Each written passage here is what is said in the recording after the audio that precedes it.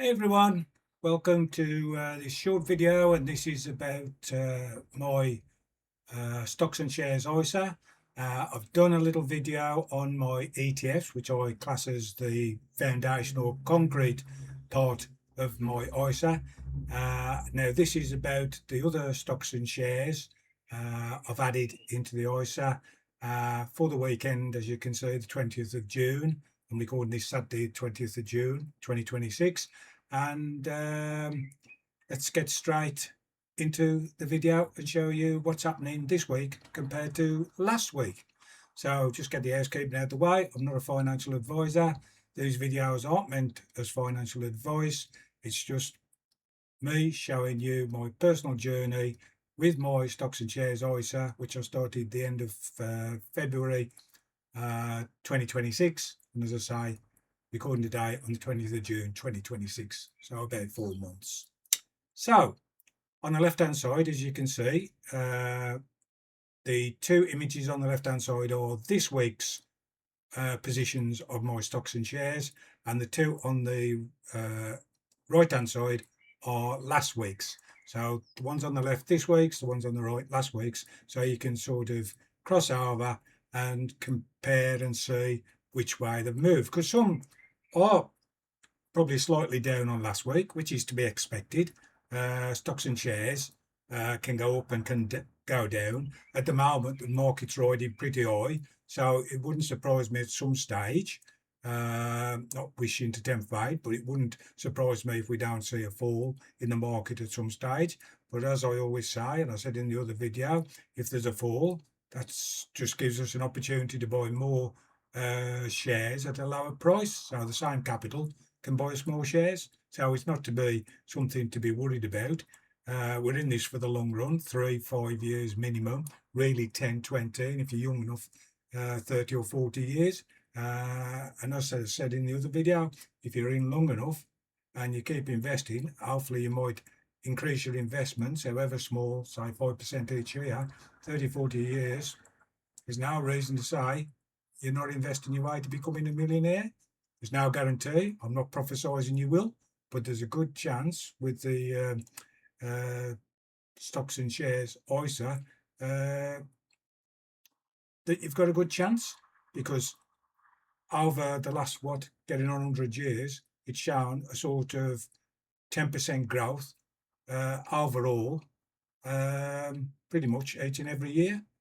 Obviously some exceptions, but there's some higher, some lower, but it averages out, give or take, to roughly 10% each year. So yeah, can't forecast, but if you're going to put your money anywhere and you want to save, I personally think it's a great way to save.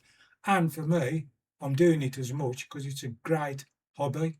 I love looking at it each and every day, seeing the positions of the stocks and shares, seeing if I want to add any stocks or shares. I'm not of any mind to sell any. That would be sort of last resort. I don't want to sell any. I just want to add and accumulate. And just the ones I've got, put more capital in, even if it's only a little bit, £10 each, whatever, and see how they grow and have the fun of seeing them grow and seeing the dividends come in. And as time goes by, the dividends will gradually get larger and larger. Our biggest dividend so far was Aviva, which used to be the Norwich Union. That was over £5, and looking forward to the next one, and looking forward to the next dividend that's £10 or more, and then £50, £100, whatever.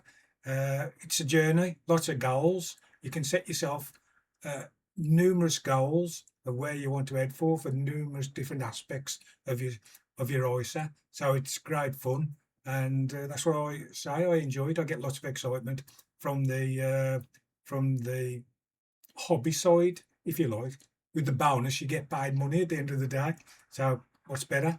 So yeah, looking on the left hand side, as you can see, pretty much had some good steady growth of most of them. I think there's a couple. I think Unilever, I haven't got my glasses on, but Unilever, what's that, 124 something? 100. Yeah, Unilever this week might be down £1 or so. I think the the Shell and BP are just probably slightly down. That's all over the place at the moment with the present troubles and wars we've got going on, and the fuel prices, crude barrels of oil prices going up and down. I think as a talk at the moment, if I'm right, it's somewhere around about $80 a barrel, and it's been up to what, 110 plus, 120 plus during the troubles. It's down to, I think, just slightly above where it was before the troubles. So yeah, as I say, that's obviously got to have direct effect on a lot of things, and especially Shell and BP. So it's not to be worried. Shell and BP are massive companies, like all the other companies I try. If you look, I try to always choose blue chip companies, ones I've known for all my life, and ones I think are going to be there for a good many years to come. There's no speculation on what's going to be the next Nvidia or whatever. So I'm not going to find any that are going to be fantastic growth. But on the other hand, hopefully they'll still be there, and they'll still be, putting out dividends for years to come and growing slowly for years to come. Let's grow wealthy slowly. Let's grow wealthy slowly rather than try to get rich quick and lose money. Let's just be on a sure footing, and let's get lots of fun out in the meantime. This is the snowball. I keep on about it. We've just got that little handful of snow at the moment, but every few days, every week, it's just building up gradually, getting bigger and bigger and bigger. Or the rocket metaphor, we're still on that hardly can see any difference plane at the moment, but we're heading towards when it takes off and zooms off.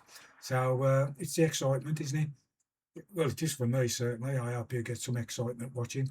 So yeah, you can obviously freeze the screen, see how far it's moved. This is just in a week. Obviously we're looking long term, but I like to do it each day, see what's going on when dividends are coming in each day. And as you can see, these are the shares I prefer.